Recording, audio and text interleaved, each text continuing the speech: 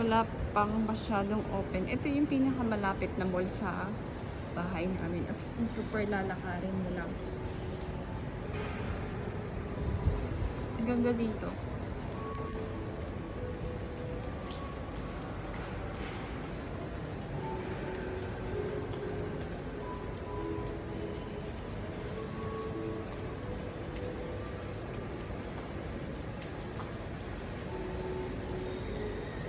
Pero, ano, siguro kung sa percent na open yung mga shops, sabihin ko mga 70% pa lang na meron mga open.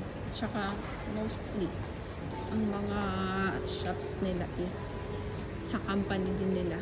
Yung may-ari ng